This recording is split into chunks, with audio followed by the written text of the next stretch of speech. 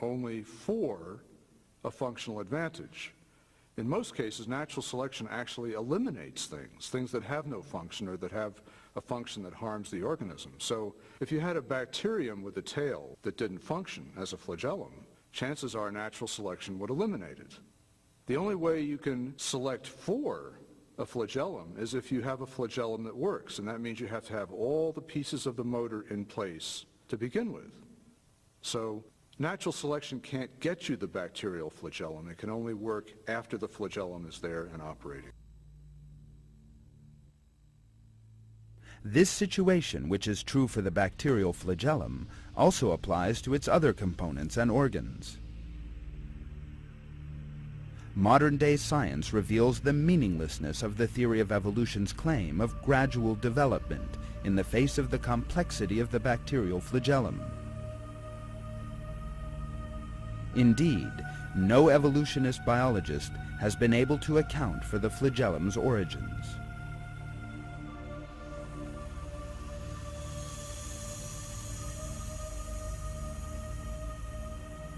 The bacterial flagellum can only exist if all its components work flawlessly and at the same time. This in turn means only one thing: creation.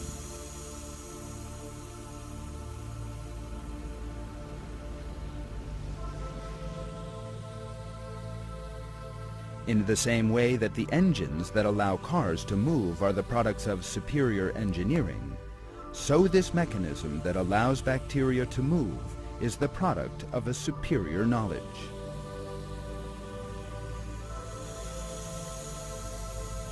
That knowledge belongs to God, the Lord of all the worlds.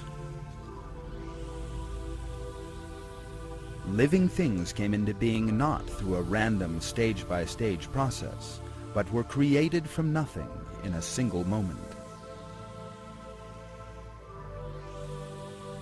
Almighty God reveals this in these verses from the Quran. God created every animal from water. Some of them go on their bellies, some of them on 2 legs, and some on 4. God creates whatever He wills. God has power over all things. He is the originator of the heavens and earth. When He decides on something, He just says to it, "Be," and it is.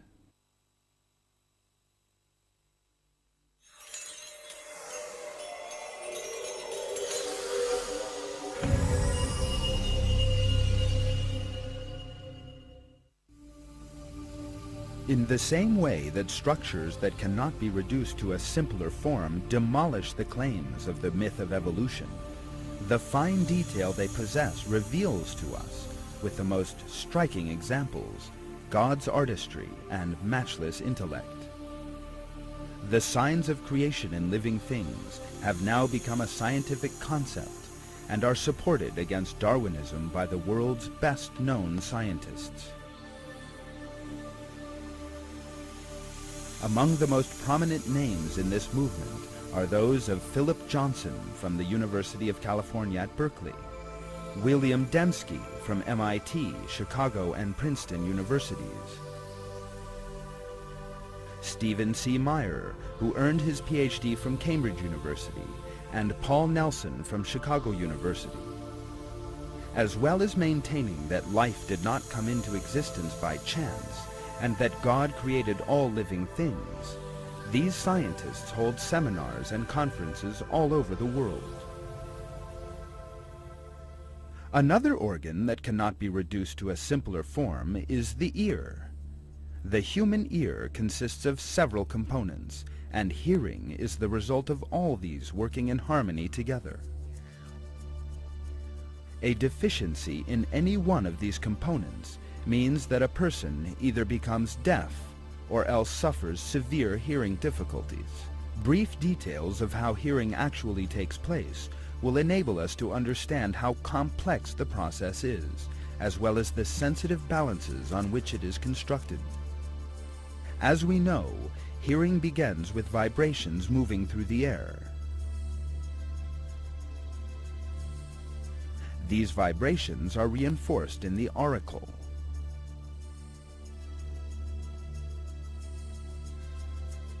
In this way, the intensity of the sound waves is amplified by approximately 17 decibels on entering the outer ear, from where the sound vibrations reach the ear membrane. The ear membrane is so sensitive that it can perceive vibrations of the dimensions of a single molecule. It is thanks to this sensitivity that in a silent environment we can hear someone whispering from many meters away. The ear membrane enhances the vibrations reaching it and transmits them to the middle ear. Here, there are 3 small bones in contact with one another in a very sensitive balance. These 3 bones, known as the anvil, hammer, and stirrup, enhance the vibrations reaching them from the membrane. The mechanical movements we have described so far began turning into sound in the region known as the inner ear. The inner ear contains a liquid-covered organ known as the cochlea. The final component of the middle ear, the stirrup, is connected to a membrane on the entrance to the cochlea. Mechanical vibrations in the middle ear are transmitted to the cochlea fluid by means of this membrane. The vibrations reaching the inner ear set up a wave action in this fluid. The inner walls of the cochlea are lined with small hair-like structures, which are in turn affected by the wave movements in the fluid. These tiny hairs move according to the wave motions in the cochleal fluid. If a loud noise arrives, most of these hairs move, and in a more powerful manner. Every sound frequency in the outside world sets up different reactions in these hairs. Fine, but what does the movement of these hairs signify? What possible connection can these hairs in the cochlea in the inner ear have with our listening to a classical music concert, recognizing a friend's voice, hearing the sound of a car, and distinguishing millions of other sounds? The answer to that question once again shows the magnificent complexity of the ear. Each of these tiny hairs is actually a separate mechanism located on 20,000 or so individual cells surrounding the inner wall of the cochlea. This movement opens the ion channels in the cells lying beneath the hairs and permits the entry of ions into them. When the hairs lie back in the other direction, the cell doors close. This constant motion constantly changes the cell's chemical balances and allows them to produce electrical impulses. These electrical impulses are transmitted by nerves to the brain, where they are interpreted and converted into sound.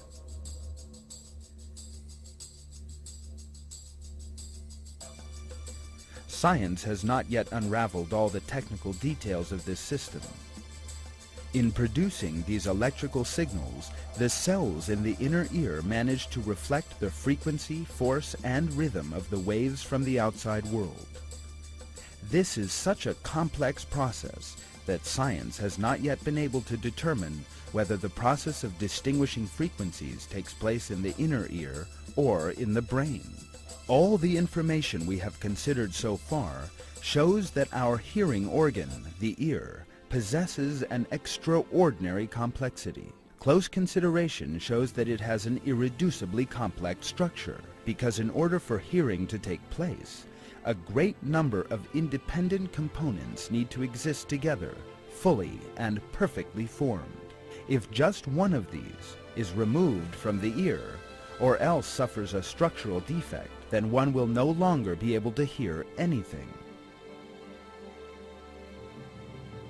In order for the ear to hear, such different elements as the external ear membrane, the anvil, hammer, and stirrup bones, the cochlea, and the tiny hairs inside it, all have to exist in perfectly functioning form. The system cannot develop in stages, because none of those stages on their own will serve any purpose. To suggest that an organ as complex as the ear was built in stages by a random process such as evolution is both unscientific and irrational.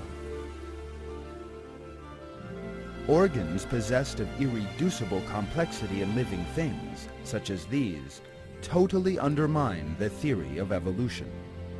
They also reveal the fact that we are created by God. This same truth is revealed in one of the verses of the Quran.